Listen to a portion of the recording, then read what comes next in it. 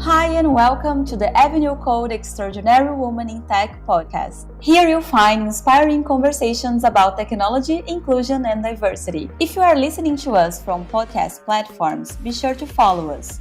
And if you are watching us on YouTube, subscribe to our channel. Hi everyone, I'm Carolina Strass. This is EWiT Extraordinary Women in Tech podcast. Here we'll find inspiring conversations with top executives and technology leaders. If you're listening to us from a podcast platform, be sure to follow us. And if you're watching us on your YouTube, subscribe to our channel. For today's podcast, I'm happy to host Brooke Taylor. She is an international speaker, a former Google marketing leader, and a top career coach to watch by the Australian Business Journal in 2021. Welcome, Brooke, and thank you for accepting our invitation. Oh, thanks so much, Carolina. I'm thrilled to be talking with you today. Good. Well, so let me start our conversation here. And the first question that I have is about your career. So I wanted to hear more about your career and how you changed course and find the right path to you. So I actually grew up in Silicon Valley in the 1990s. I always say that it was Silicon Valley before it was Silicon Valley that we know today, before it was, self-driving cars and free lunch. It was really a place where the nerdiest programmers and engineers could come and become rock stars, could become multimillionaires overnight. And the cultural upbringing that I grew up in was very much, if you can dream it, you can do it. And it prized intellect over almost anything else. It was a very kind of intense, achievement-based and oriented environment. And the school that I went to was very much based on excellence in terms of grades and top marks. So I really learned in childhood that my worthiness and my sense of self was very much derived off of what I achieved and how successful, especially people of authority, thought that I was. And I was able to really kind of take that gold star chasing mentality to a really top university and all the way into my first job, which was at Google. And if I told anyone I worked at Google, I got the immediate accolade that I wanted. They definitely thought that I was smart and exceptional. And that was my entire identity, was how successful that you thought that I was. And I ultimately had this sense of manic ambition. If I don't achieve and keep climbing, then I'm not good enough. And if I slip or if I fail, that I couldn't get over that for days at a time. My anxiety was really high. Certain times it was very difficult for me to raise my hand or have executive presence because I was so fearful of that failure. And at other times I thought I was on the top of the world, but I was only as good as my last piece of feedback. Ultimately, this led me to a really dark place of severe anxiety and burnout. And I had to look at my career. And although I had achieved all of these things, it still never felt like enough. And I had to get to work to really come to a conclusion that my success and my self-worth had to be decoupled. And now that I work in a career coaching space, which is helping ambitious women like myself, like I was 7 years ago at that point of burnout and crisis, it's my work to help them to decouple their success and their self-worth so that they can actually achieve everything that they want to, but in a sustainable way, in a way based on purpose and passion and impact, not just to get approval and a sense of belonging from false outside sources. So that's kind of what my career path has looked like. And that's beautiful. It's super inspiring because I think I love helping people. So I think that will be something that I think you feel really good doing that, but also you're still in the market, you're still learning new technologies around, and of course helping the others to achieve their goals. Absolutely. And I wanted to be in kind of a helping profession. yes. For me, I wanted to be tech adjacent and working with women in tech because I do love the industry so much and I love business. And I always say that, when you heal this success wounding, what I call it, you actually end up finding your purpose and this internal track where your happiness and fulfillment exists. So I'm kind of a living testament to that. That's so cool. And you coach many women in executives in tech. And what seems to be their core struggle, and how do you help them to move forward? Yeah, I coach women all the way from kind of a middle manager all the way up to more senior executive and a couple VPs at companies like Google and Uber, Coinbase, IBM, Goldman Sachs, so across tech and other financial industries. And believe it or not, the same core issues tend to persist. Things like imposter syndrome run all the way through the ranks. Things like Yes. exactly. Fear of self-promotion, not exactly knowing how or to what extent to share one's success or achievements. Other things like having a difficult time with courageous conversations and accessing their voice, giving feedback in the right way.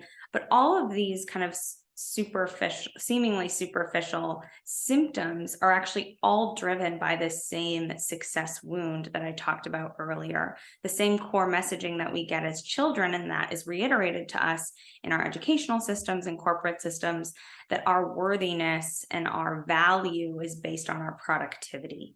So what I help do is really heal that and to help people step into a state of conscious success. And conscious success is the state of harmony and alignment and purpose that comes from following the guidance of your internal guidance system. And once people are able to step into conscious success and define success according to process, then they actually think about failure completely differently. That imposter syndrome tends to go down and abate entirely because their self-worth is no longer dependent on these false and extrinsic sources. So, I've seen one of my clients who's a VP at a really big tech company. She has been able to completely reverse her symptoms of burnout and actually even call in the love of her life that she was putting off because she was so obsessed with climbing the corporate ladder, just by doing some of these simple things to heal her success wound and step into a new definition of success. So it really is that root cause that can have a ripple effect on the rest of the system or the person. You talk a lot about the successful wound, but how can someone diagnose that? And do we have any common signs to know that we have that? Yes. So healing the success wound, like any other wound, you need to diagnose it, like you were saying. And if you were to get a cut on your arm and go to the doctor, they would look at the size, the shape, the depth. So we would do that too. And a really quick way to diagnose your success wound and to figure out a treatment would be to ask yourself the question, what did success look like growing up? What was I told about my potential and about failure when people like parents or teachers saw me succeed and fail? What did I learn about my self-worth as a result? And what do I continue to believe is the root of my self-worth? So diagnosing, you can also look at certain patterns that you might have. Common symptoms include this notion of a case of the when I haves, I call it, meaning when I have that next promotion, then I'll finally be happy.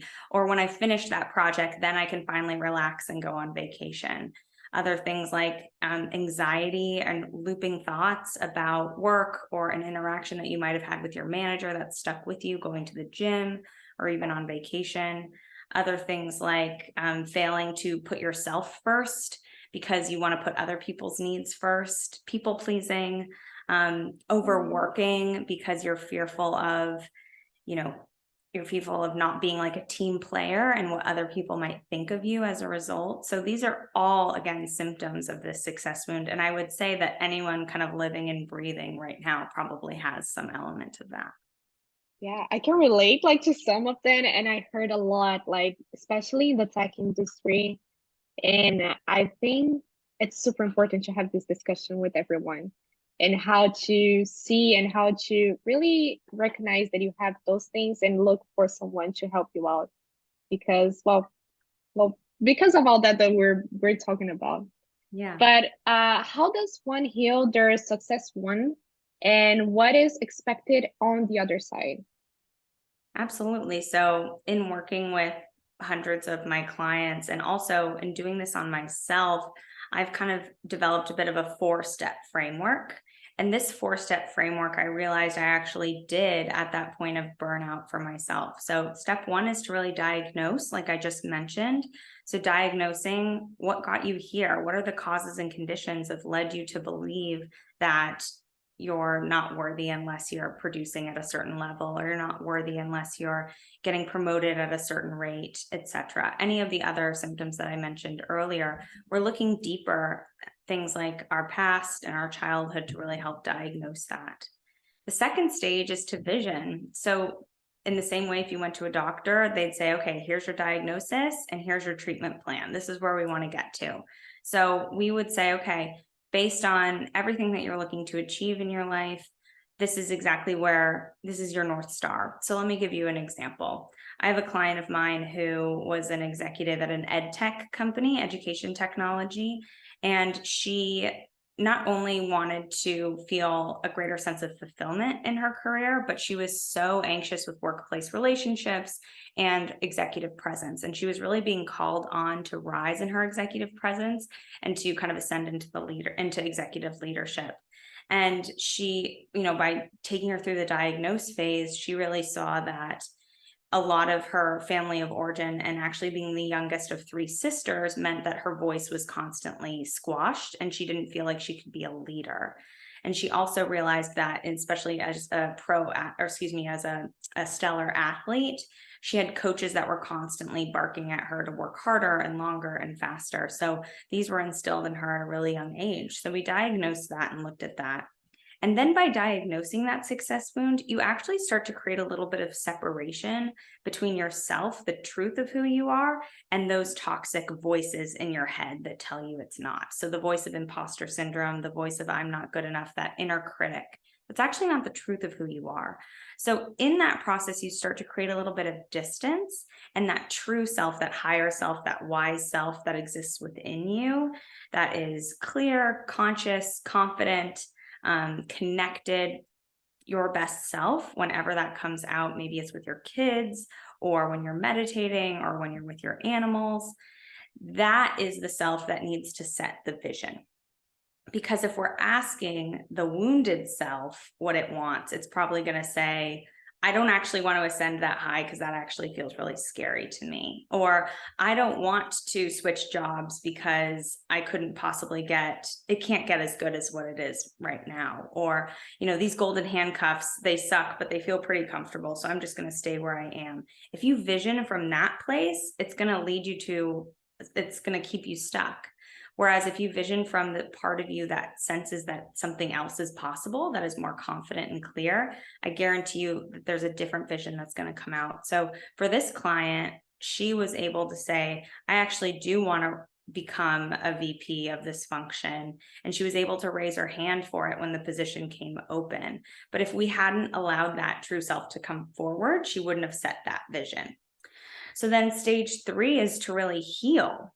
So healing those root causes that we identified in stage 1 through diagnose. And you can do that with a therapist, with a coach, but really actually helping to relax that wounded self and tell that younger self that it is good enough. In various healing modalities that can happen. And the way that I work through that with my clients is in typical neuro-linguistic programming, typical coaching, in some cases, subconscious reprogramming, because a lot of these thoughts and beliefs exist in the subconscious mind. And the subconscious mind controls 95% of our behavior. So it's not enough to just will or think our way into a new state of being. We actually have to go and excavate in the subconscious and rewire things there. So that's what happens in stage 3. And for this client, she was able to completely change her sense of where her value came from. So she thought previously that her value came in the doing all the work, showing up as a quote team player, which meant to her taking on other people's work, working long hours. But that's not the skill set that was demanded of her as she ascended in leadership. She had to be more of a leader and lead through her affect and her being. So she had to change her sense of where her value came from to be intrinsic rather than just in the doing. And then finally, the 4th step is to emerge. It's to take steps towards that vision that we set in phase 2. So that looks like, again, raising your hand for promotion, taking small steps towards your goals, whether that's not working as long, or maybe it's a new job search, or maybe it's a promotion. And now you're actually not sabotaging yourself anymore because you've done the hard work in steps 1 through 3. So that's what's led a lot of my clients to more fulfilling and big and impactful careers and lives than they ever thought possible. That's amazing. And how important it is to connect with yourself, and not only with work, but really to find your values, to, build this confidence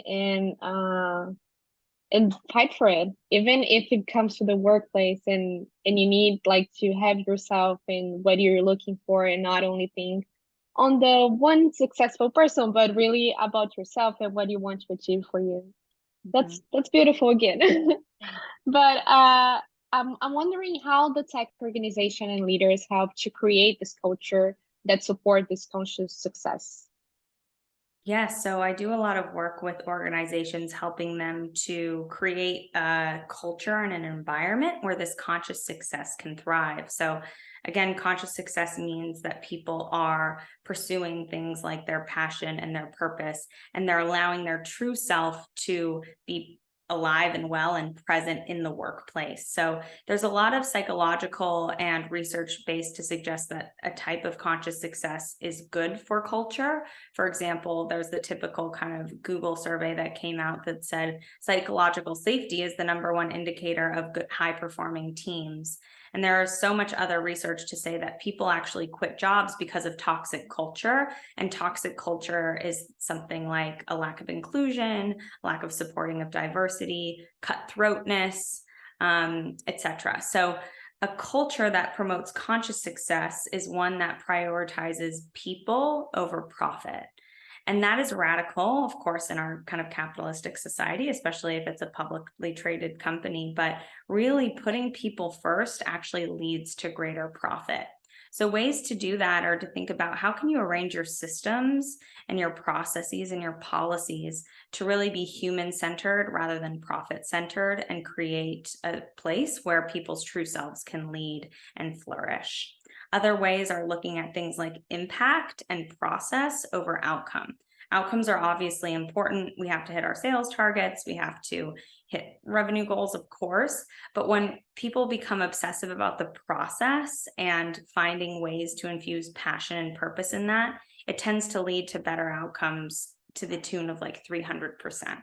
So those are some examples of how organizations can infuse more of a conscious success, and organizations themselves don't have to operate out of their success wound and the sense of competition and cutthroatness, even between companies and organizations. So there are a lot of different layers and levels to this. That's awesome. We were talking about why did I move to Avenue Code and started my path here. And I think one of the main reasons is because Avenue Code really puts people first. And they really encourage us to, find exactly, points that we've been talking about, and your values and what you want for your life. And after that, you're going to step and build your career trajectory based on what you want for your personal life. So that's awesome to hear that we're aligned on that too, and think that that's really helpful for everyone and encouraging everyone to keep growing here. So that's awesome. So, I think we're done for our podcast today. Thank you so much, Brooke, for being here with us. I'm really hopeful that I'll see you in our events for EWiT on 2023. And thank everyone that tuned in, and I'll see you soon. Thank you. Thanks to everyone who tuned in. See you in the next episode of the Avenue Code Extraordinary Woman in Tech podcast. Be sure to check out the interviews from the same series on our blog at avenuecode.com. See ya!